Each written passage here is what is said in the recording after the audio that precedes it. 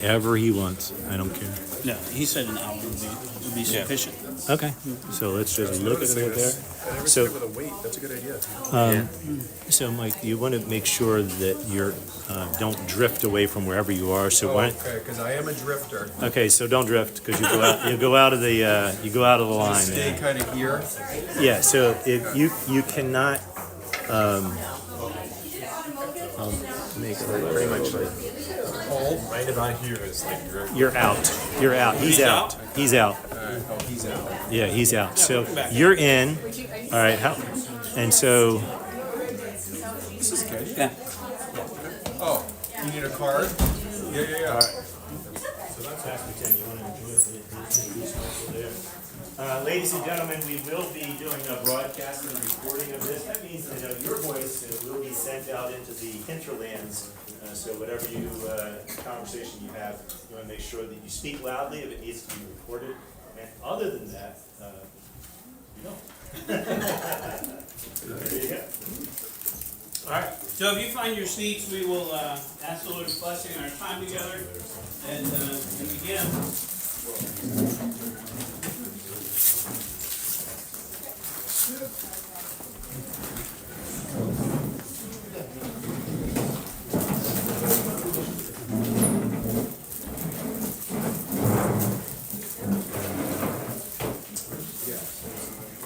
All right, let's pray.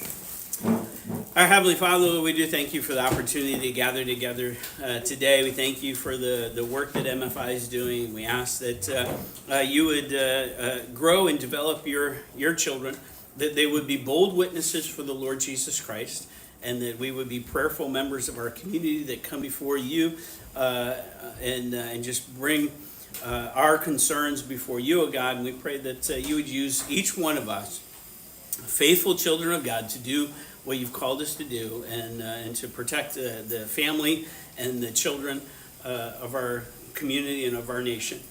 Lord, would you be with us tonight or this afternoon as we share one with another? And we thank you for the opportunity to hear from Michael King. It's in Jesus' name we pray. Amen. At this time, I'm going to invite Michael up. Michael is the president and founder of Massachusetts Family Institute, and he's going to share with us what's happening in your world there. Yeah. Thank you, Tim. Appreciate it. So good to be down here on the Cape. My wife is with me today. Oh, I was told not to leave this space. Okay. My wife Ashley is with me today, and we have. You can clap for that. All right, yeah, Right? absolutely. Nice. We have 5 kids. We have Jesse, Levi, Daisy, Judah, and Ezra. So I like to say we have an Old Testament tribe at home. But today I'm here to talk to you about 2 things in particular. What's going on in the education world. Raise your hand if you're a little concerned about what's going on in our public schools. Just a tad. Keep those hands up if you're very concerned about what's going on, right? So we want to build alliances, educate people, especially the church. We believe that the church has a very important role to play in your particular community. As I mentioned earlier today, James 1:27, that the definition of religion is to care for the orphan, the widow, and keep our kids from being polluted by the culture. And how many times do we hear kids going off to college, kids going off to school, and losing their faith, right? And so we want to be responsible with that, and we want to educate, let you know what's going on at school, what you can do, and what are some alternatives to the schools. We'll talk about that as well. And then we'll also talk about something we just launched within the past year, the Massachusetts Liberty Legal Center. How many of you guys might be familiar with that 12-year-old brave boy in Middleborough that wore a shirt to school that said there are only 2 genders? You guys hear this story, right? So we are his local attorney, his local First Amendment attorney. We partner with Alliance Defending Freedom, a national organization. We appealed his decision to the Supreme Court. Now, the Supreme Court only takes up 1% of the appeals that go to the Supreme Court every year, so they did not take up his case, but we are looking for another Liam Morrison that wants to wear a similar shirt. So if you guys know of any young, brave boys or girls out there, maybe you could say something like, there are only 2 genders, Genesis 1:27. That might be a little better on the shirt, and we can litigate that again. So that's the Liberty Legal Center. I'll get into what we're doing in education. You can also find, I'd love for all of you to be part, if you're not a part of our Massachusetts Parents Unite Alliance, we are looking to get small or big alliances in all 351 towns and cities in Massachusetts. We already have alliances in 100 towns and cities in Massachusetts. But we want to grow that because if you want to run for school committee or if you want to run for state rep or whatever it is, we want to get local alliances in your town or city that will help you knock doors, that will help you get elected, because we can't just leave the levers of power to the woke in our society. You see how that affects our schools. We have a responsibility to get involved in local government. So we want to help you with that. So let's get into some of this. So I mentioned the Massachusetts Liberty Legal Center that we just launched to promote culture in which free speech is respected, religious liberty is cherished, and families thrive in the Commonwealth. We launched this about a year ago, last August. We're already involved in 8 lawsuits. One is against the NCAA. If you guys are familiar with Title IX violations, if you heard that story about Leah Thomas, the swimmer at UPenn, that when Leah Thomas swims as a girl, even though Leah Thomas is a biological boy, she's ranked 1 when she swims against girls. She's ranked 500. Sorry, he's ranked 500 when he swims against boys. We talked about there are only 2 genders and how we're involved in that. No federal funding for gender transitioning drugs. So leadership makes a difference. President Trump, whether you love him or like him or don't like him, the executive orders have been phenomenal. And what he's done to not only end DEI in the schools, but also to end gender-affirming care in the hospitals. So I don't know if you guys saw the recent story, but Los Angeles Children's Hospital stopped their gender clinic. I don't know if you guys knew that or not. That was Los Angeles. And Denver Children's Hospital did the same thing. So you can see what these EOs, these executive orders, are doing to protect children. And you know, we would say, look, if we're supposed to keep our kids from being polluted by the world, well, one of those ways is to start shutting down these gender clinics. And one of the biggest ones, if not the biggest one, is here in Boston at Boston Children's. So we're looking for good, if you're watching online too, we're looking for good whistleblowers that, you know, we had, if you guys saw the story out of Texas with Etan Heim, Dr. Etan Heim, who the DOJ under Biden was going to send him to jail for 10 years because he whistleblowed about the hormones being given to kids at the Children's Hospital in Texas. So now that Trump became president, the DOJ has pardoned him, which is fantastic. And his attorney, Marcella Burke, just came to speak at our Founders Dinner 2 weeks ago. So a lot of good stuff happening in that regard. We had a landmark victory recently. So if you guys are familiar with what's going on with the whole vaccination thing, and people are concerned about, you know, what we're putting into our bodies, what we're mandated to put in our bodies, people losing their jobs or couldn't keep their job unless they got vaccinated. These kinds of things. We're very concerned about this. Well, especially when it comes to the Department of Children and Families, DCF. So DCF had a policy that they would vaccinate the child in temporary custody against the wishes of the biological parents. You guys might remember the Justina Pelletier case about a decade ago. And we had a similar case out of Lawrence recently where DCF went ahead and did vaccinate the child against the wishes of the biological parents. Well, we wrote an amicus brief to the Massachusetts Supreme Judicial Court, and they looked at our amicus brief, and that was really the deciding factor in a recent Massachusetts Supreme Judicial Court ruling where the judge says you cannot violate parental rights and you cannot violate the religious liberty rights of the parent. And so now, because of an amicus brief that we wrote, these parents that have temporary custody with DCF have the absolute right to say no to vaccination. That's pretty huge. And coming out of Massachusetts, a Massachusetts judge agreeing with us. We were very pleased with that. Also considering that K-12 students have a right to religious examination. If you're a parent and you have kids in the public schools, or you're a grandparent, you have kids in the public schools, or you're a future parent, you want to be concerned about this because this is not only dealing with public schools, it's dealing with private schools, okay? So they want to take away your religious exemption when it comes to vaccination in private and public schools, K-12, and also in college and university.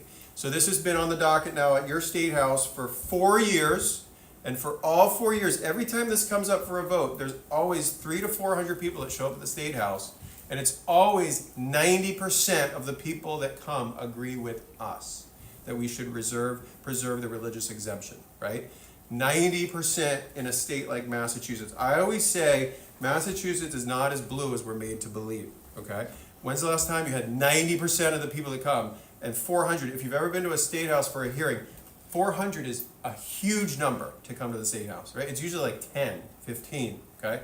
So, ton of people with us on this issue. We also assisted Burlington parents file federal complaints. You guys might have seen this in the news. This has been in Fox News and other news outlets where these Burlington parents have 6th grade children. They opted their 6th grade children out of a youth survey. And the survey asked all these very sexually explicit questions. And the parents went ahead and opted their kids out. And what do you think the school did? The school still gave the survey to these 6th graders, which is a complete violation of federal law. So we have filed PPRA complaints on behalf of the parents to threaten the federal dollars that are going to the Burlington schools. If you guys know of situations in Massachusetts where this is happening, please let us know. We want to protect those rights of parents when it comes to this issue. Also, Title IX stuff. We file complaints on behalf of parents when it comes to boys and girls sports. We just had a phenomenal school committee policy pass in Dighton, Rehoboth. If you guys know where Dighton, Rehoboth is, not too far from here off Cape, where they passed a safety in women's sports policy. So this is crazy for Massachusetts that we actually have a school committee that passed a policy to protect girls in their own sports. I was talking to a friend in New Hampshire. He said we couldn't even get that policy passed in New Hampshire, but it passed 10-0 at the Dighton Rehoboth School Committee. Okay, so all the more reason why we need like-minded people on the school committee to pass these kinds of great policies. And then also working with Moms for Liberty, some other wonderful organizations across the state.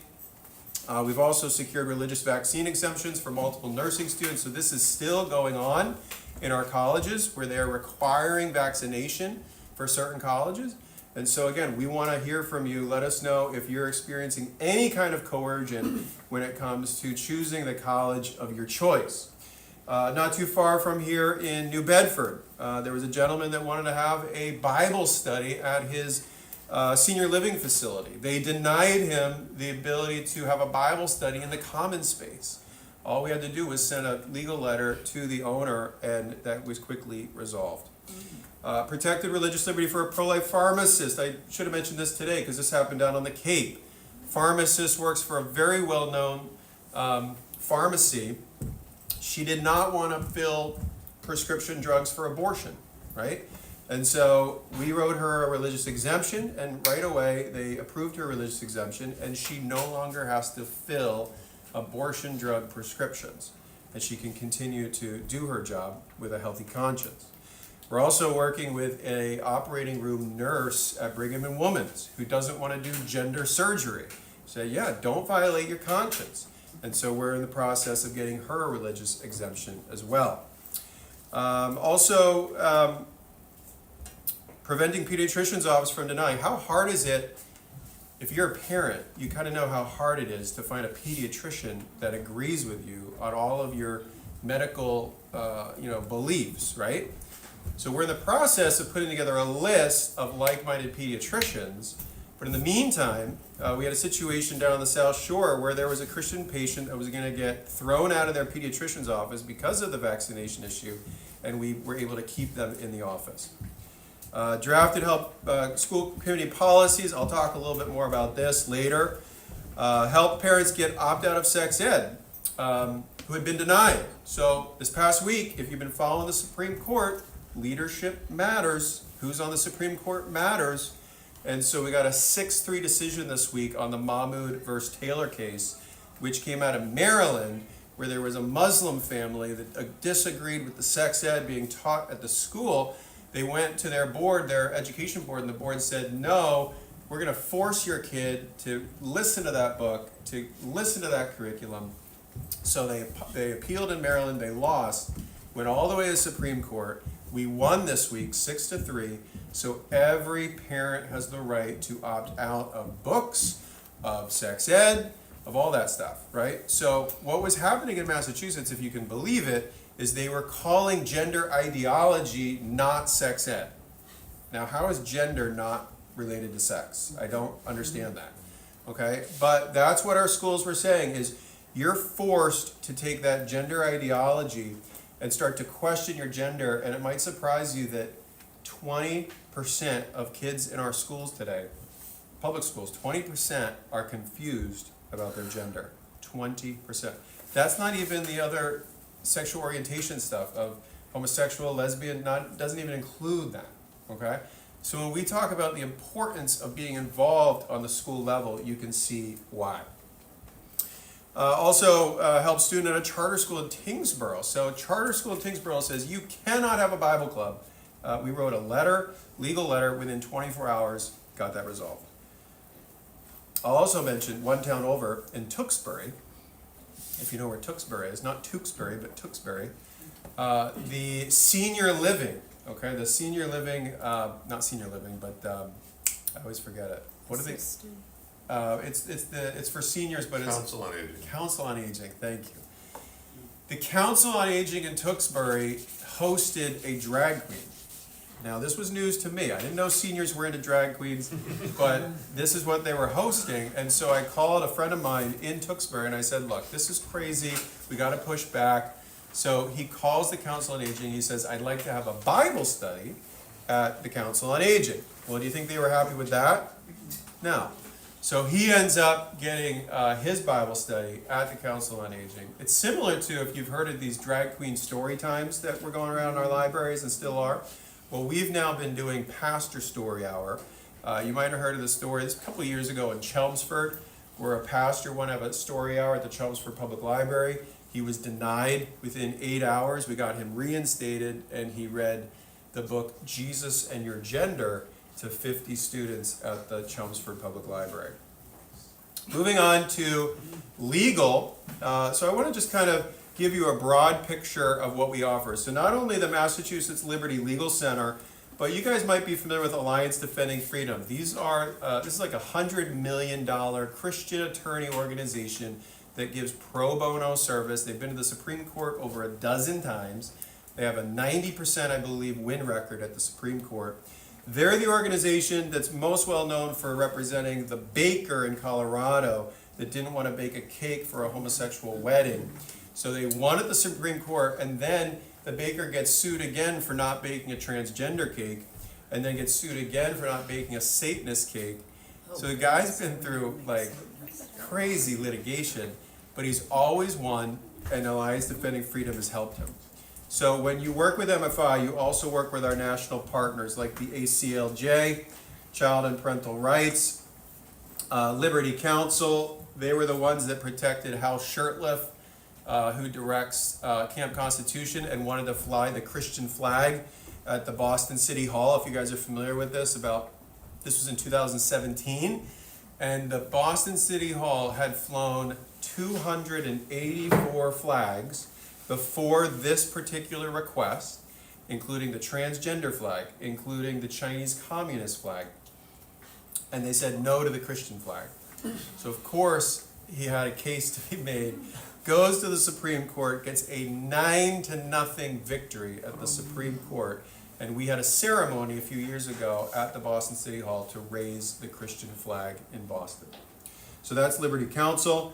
The Beckett Fund is the fund that just had this wonderful sex ed opt-out win at the Supreme Court. And then First Liberty, they're the ones probably best known for Coach, you guys know it. Coach, it was in Virginia. He wanted to pray at the end of a football game, and they said they basically fired him. And so First Liberty took his case to the Supreme Court, and he won, I think 6-3. And actually, First Liberty says this. First Liberty says we live in a time where we have never had more religious liberty rights than we do today. That's a huge statement in the culture that we live in. So I just want to encourage you with that you have the most religious liberty precedent-wise, wonderful victories at the Supreme Court. to stand up for your religious liberty in the public. So I always tell people, you are not alone. So take advantage of the legal, if you ever run into any kind of First Amendment issue, please let us know. All right, I want to flip back now a little bit to education and tell you some of the exciting things. So I said that we are not only, so we're exposing what's going on in our public schools that we're concerned about. So when we did that in Worcester, we had 4,000 students opt out of sex ed, just in Worcester last year, okay? That's almost 20% of the second largest school system in all of New England. It's a lot of kids, K-12. So these parents were seeing what's going on in sex ed. Well, 3 years ago, we got an article from the Worcester Telegram and Gazette that said 1,000 kids have left the Worcester public schools. Well, where are they going during COVID? Well, if you're watching the trends, what was increasing during COVID for schooling? Homeschooling, right? Homeschooling was going through the roof. So we said, okay, all these parents are leaving the public schools. We got to do something about it. We got to give them an affordable alternative, because in Worcester, 70% of the kids in Worcester live under the poverty line.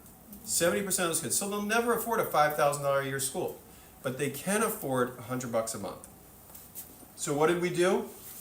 We created the Church-Based Learning Center Initiative, because churches have two things. Churches have available and affordable space, like this room, and they have a volunteer network that's used to ministering, so it's sustainable, right? We have all these volunteers. Many times we have retired teachers in our churches, okay? So we said, okay, well, you got teachers and you got proctors and tutors. You know, homeschool moms aren't always trained teachers, right? So if they can do it, right? I mean, we feel like anybody can do it. So you have teachers, you have volunteers, you have space. And guess how many churches, according to the Secretary of State's office, are in Massachusetts? 8,000. There's 8,000 churches. We do not have a building problem. We do not need another building campaign for this. We just need churches to catch the vision. There's a wonderful homeschool co-op that meets here. Is it PACE or is it PACE? Victory. It's Same PACE thing. is the name of the whole thing, and Victory is the name. Okay, so we've been working with Pace and Victory, and we want to see them. We'd love to encourage them to go to 2 days a week. So we had a private donor that loves this whole initiative. So the private donor just gave a $10,000 gift to Pace, to the homeschool club that meets here, because we want to encourage them to now start meeting twice a week. Because when we start meeting more times a week, we can actually now draw in those kids from the public school that would never have had that opportunity. And so you can see here the list. We now have 24, 25 church-based learning centers in Massachusetts. And I'll just point out this one right here in Worcester, the Grow Christian Learning Center. This started 3 years ago with 6 students. The next year they had 55 students, and this past year they had 87 students with 50 families on the waiting list. They're doing amazing work in Worcester, and it's just appropriate that one of the best learning centers would be in Worcester, where the opt-out started, right? We had 4,000 kids that opted out. They go pre-K through 14th grade, okay? Have you ever heard of a K-12 school going to 14th grade? Why do they go to 14th grade? Because they're doing dual enrollment with what's called Christian Halls International. Christian Halls International brokers with all kinds of non-woke Christian schools so that you can start doing dual enrollment in 9th grade, and if you don't graduate from high school and you go to 13th grade and you go to 14th grade, you can get your bachelor's for as low as $12,000. So you, by age 20, you can have your bachelor's degree. Okay? So we are rethinking K-12. What's also exciting is you have something called the Educational Choice for Children Act. Before I get to that, if you are a grandparent, parent, future parent, you want to know, hey, where are those learning centers? And you can see this chart kind of shows you where most of them are. You can text school option to our short code 87891 for more information. Text school option to 87891 for more information. So I was talking about this, the Educational Choice for Children Act. So Just one state north of here, in New Hampshire, okay, they have education freedom. Did you guys know that? They have education freedom in New Hampshire. Did you know that your child can get $5,000 a year? Universal. It's a universal school. It just passed universal. So that means you can make $1 billion as a New Hampshire resident, but still get the state dollars that would have gone to your kid in the public school. But if you decide not to put it in the public school, that state money follows the child. Okay? So that's a huge benefit to parents. Everybody's property values have now gone up in New Hampshire because more parents, more families are moving to New Hampshire because of this. Educational Choice for Children Act. This will affect Massachusetts. So we are a one-party system, as you know, here in Massachusetts. So we will not see what's going on in New Hampshire currently. But if this federal program passes in what's called have you guys heard of the Big Beautiful Bill? Has anybody heard of that? Right? That is supposed to pass July 4th or around that. The ECCA is in the Big Beautiful Bill. Now, not to get too much into the weeds, but last minute in the Senate, the House, on the Congress level, the House passed the Big Beautiful Bill. Okay? Got to the Senate, the parliamentarian took the ECCA out of the Big Beautiful Bill. Okay? So no education freedom now for Massachusetts. So 2 days ago, I got this news, and I'm frantically calling all of the leaders I know in all the different states, and I'm saying, look, please, just for the sake of Massachusetts, like, call your Republican senators and get this ECCA back in the Big Beautiful Bill, because we want education freedom in Massachusetts. Now, what would this allow you to do? Well, all of you probably pay federal income tax, right? So let's just say you owe $10,000 at the end of the year. You could write a $1,000 check to a scholarship granting organization like we work with, Children's Scholarship Fund, which then that money can go to support PACE right here. Okay, and that's a floor of $7.8 million and a ceiling of like $3.5 billion. Okay, so you can see why we want the ECCA, because it's our only chance right now to have education freedom in Massachusetts. Okay, so keep your eyes on this. July 4th, we're going to vote on the Big Beautiful Bill. I was told even this weekend they could somehow try and figure it out and get the ECCA back in the Big Beautiful Bill. So we'll see where that goes. But you can see why it's so important for us as believers, as Christians, as the church, to be involved in this kind of stuff, right? To get in touch with your local legislators. Now, Markey and Warren are not too excited about the ECCA, as you can imagine, okay? And all 9 congressional districts are blue. Okay, so when I say one-party state, it's crazy, but all the more reason to run for office, and we'll get more into that later. This is something we've set up for you so that if you want to know what's going on in your town regarding sex ed, like Falmouth, you can text the word Falmouth to 87891 and get a report from a public records request that we did on your behalf to find out what sex ed are they teaching in Falmouth. But I guarantee you that 99% of schools in Massachusetts are teaching sex ed that you would not agree with. That is not medically accurate and not age appropriate. There is a opt-out movement going on across the state, probably the largest one in the nation, starting in Worcester. But look at all these towns and cities that have some kind of opt-out movement going on, where they've texted the name of their town or city to our short code. And you can see here Worcester being number 1 in terms of text, in terms of people texting to our short code. But then also look at Boston. I was really surprised by this. I didn't think Boston would be number 2, but it is. And then look, Somerville, right outside of Boston. Brookline, right outside of Boston. And then New Bedford and Plymouth. So it's exciting to see more and more parents taking advantage of this to find out what's being taught in their local school.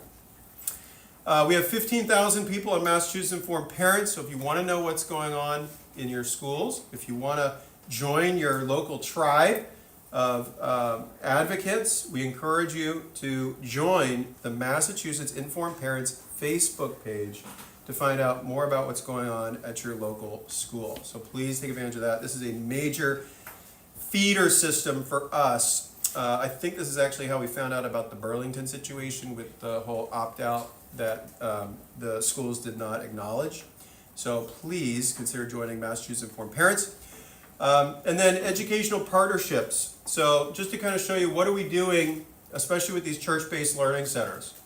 So we have a wonderful relationship with the Herzog Foundation.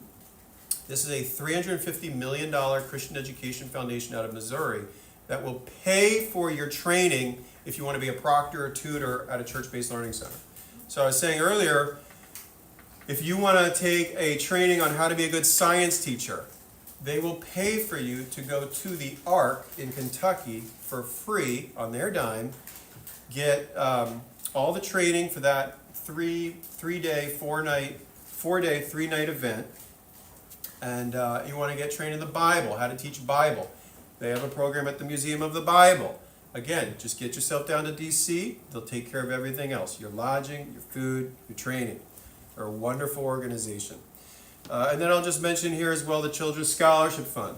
The Children's Scholarship Fund is a $1 billion scholarship granting organization led by a lady named Darla Ramfo, a believer. And she loves what we're doing with church-based learning centers. They gave us a $75,000 matching gift pilot program last year so that students could get a scholarship to go to a church-based learning center in Massachusetts. So that's part of the reason why we've been able to get K-12 education, like at the Grow Learning Center, for 5 days a week, pre-K through 14th grade, for as low as $100 a month. Okay? So very exciting stuff going on in education. And then one of the last things I'll talk about here, we just launched the Massachusetts Education Resource Center because we believe that Christians should run for school committee. So much of the nonsense happening in our schools is because we have school committee members that do not agree with our values. And so we just launched this. If you want to run for school committee, we want to work with you. If you're on school committee, we want to work with you to develop policy, to give you legal support, to give you training, and to give you networking.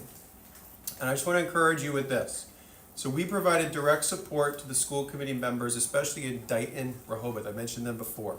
They not only passed a safety in women's sports policy where it allowed the coach and the players to forfeit a game if there's a boy on the other team. So they passed the policy in the spring.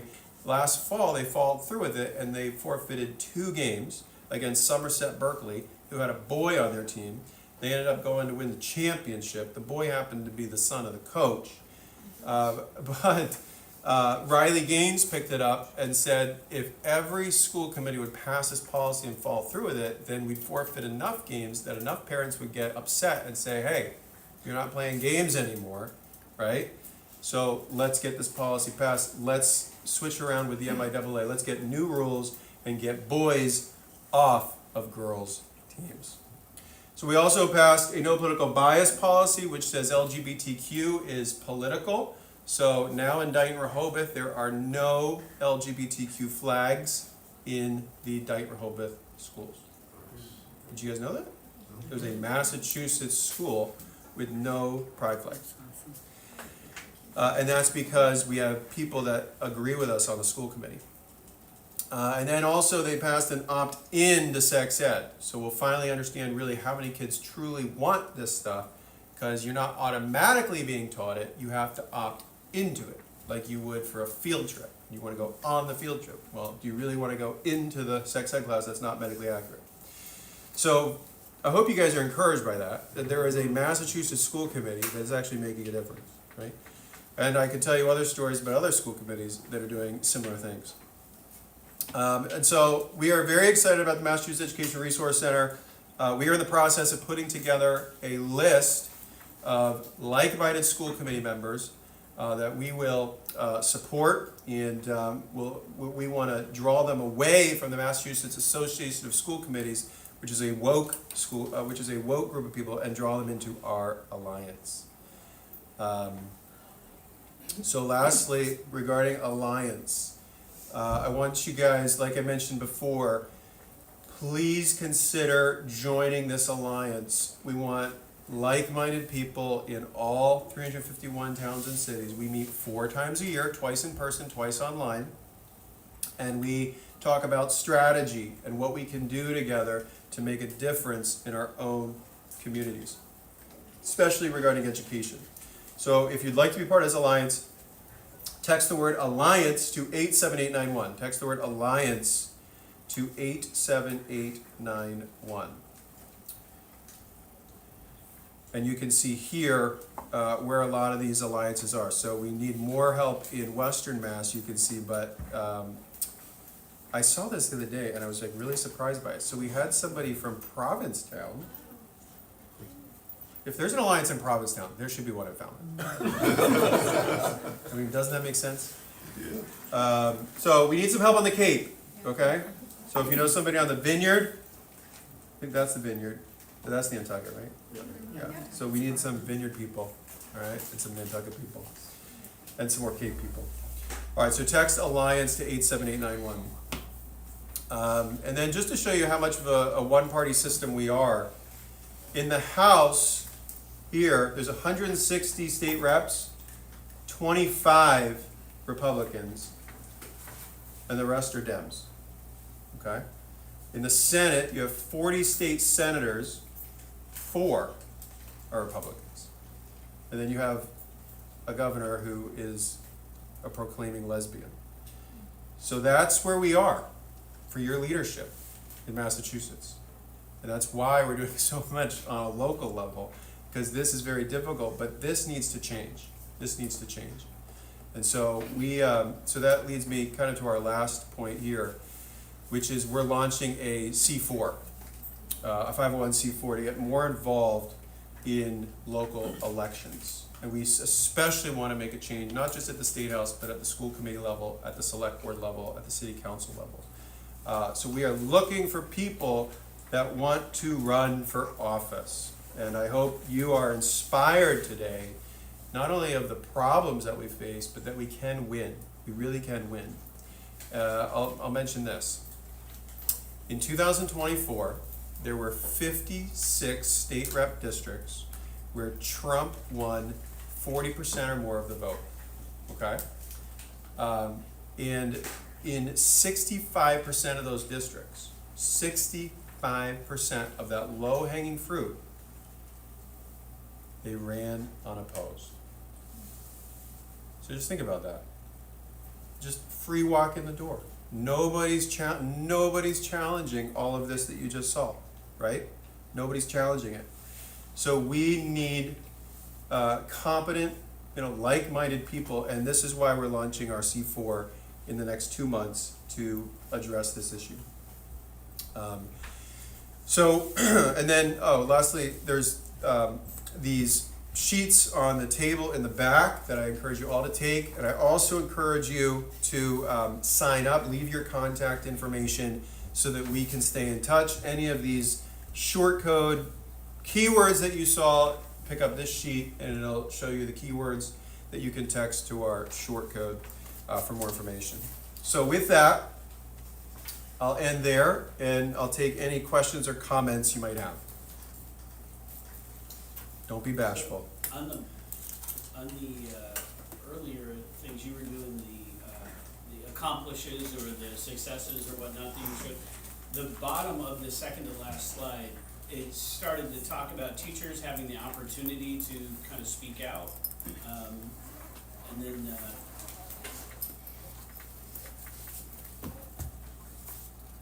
You talking about this? nope, not that one. That one right there. Yeah. Defended free speech. Yep. Second to last bullet. Yep. Yeah, so defended the rights of teacher conservative candidate who spoke about this. Happened in Littleton, Massachusetts, where I think she was a ex-gym teacher or something at the school, and the union, I believe, was coming out against her because she had made a comment about transgenderism on her Facebook page.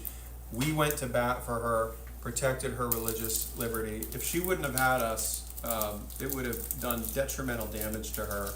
But she was able to overcome that, run for office. She ended up not winning, but I think she didn't lose by much.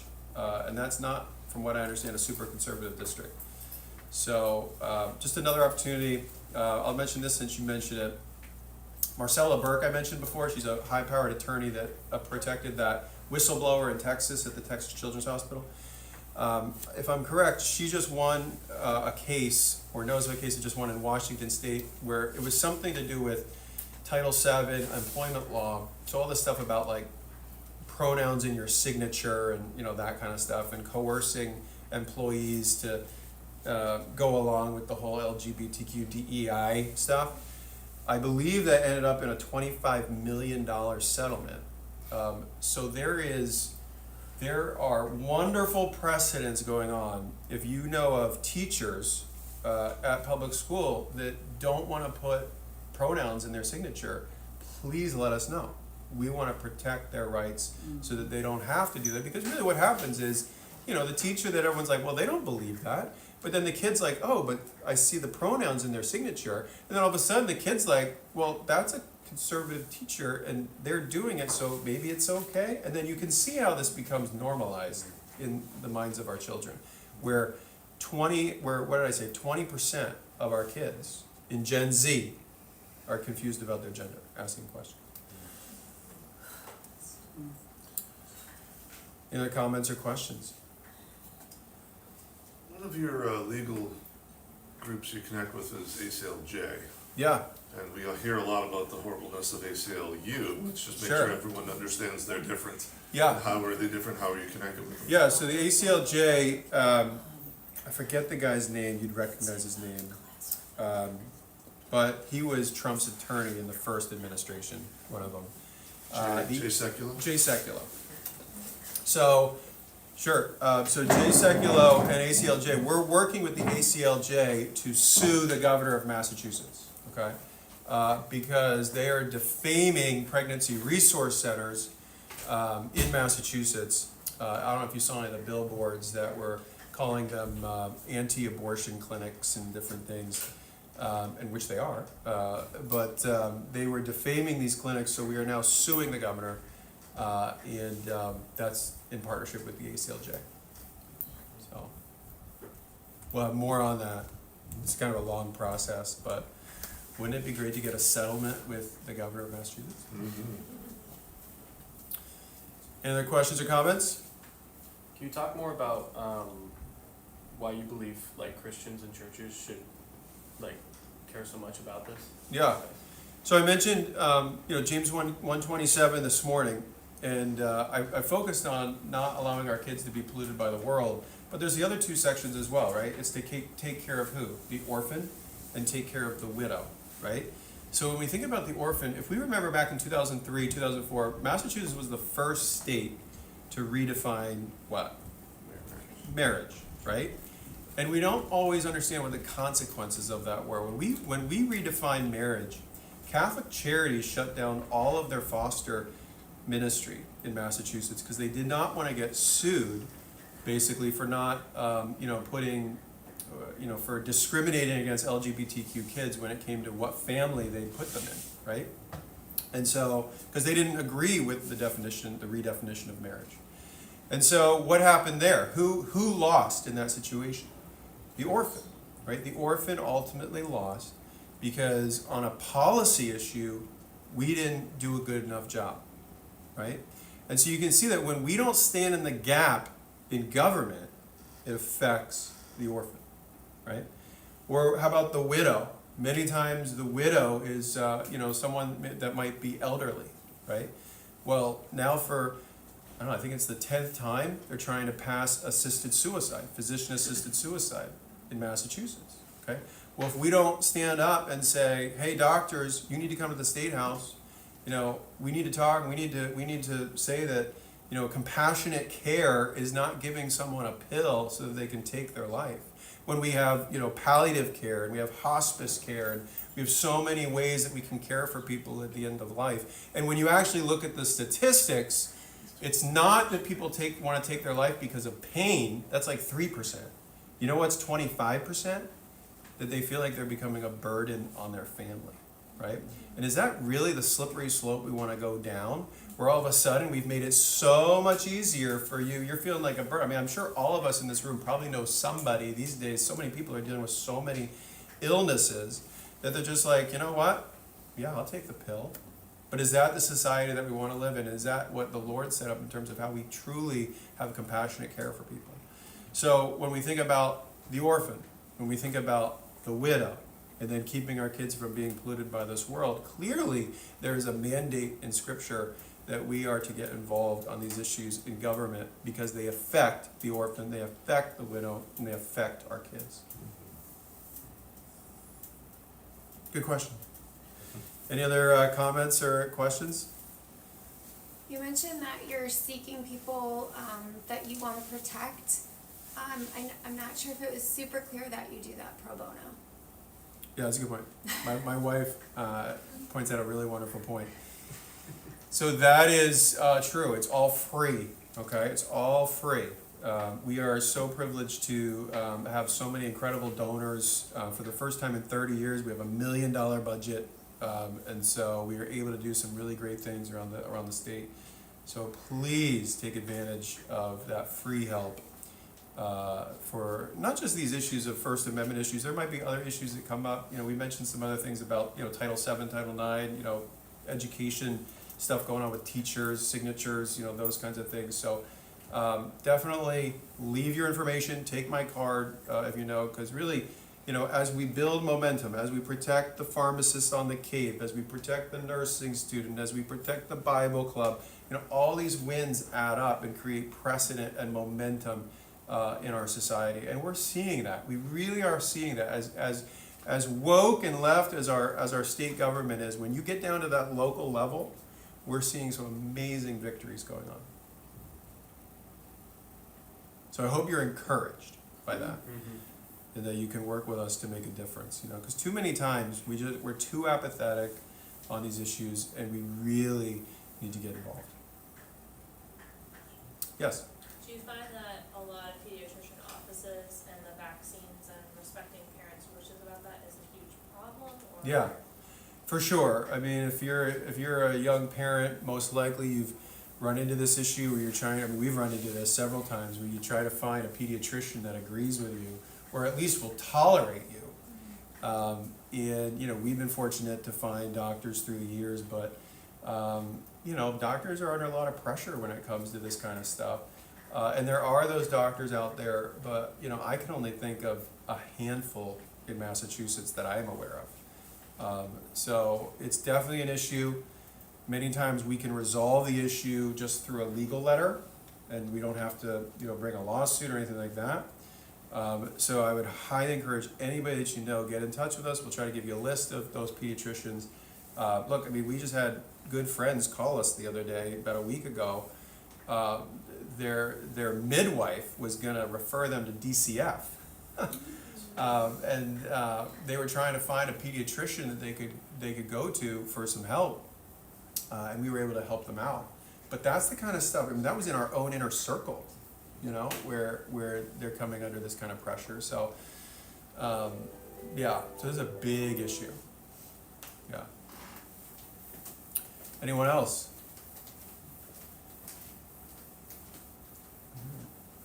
Good. Well, I hope you all were super encouraged. I hope you all were hopefully inspired to get more involved on these things, to protect life, to protect religious liberty, to protect our kids in the schools. Maybe here at Fountain Baptist, we'll one day have a church-based learning center, or maybe PACE can increase what they're doing, or what have you. But we're excited about what's going on. So I want to thank you guys for having me, and if you have any other questions afterwards, feel free to ask. But thank you guys for having us. Thank you, sir. Yeah. Once again, don't forget to visit the table over there and peruse what MFI brought down for us, and sign up for newsletters, please. All right.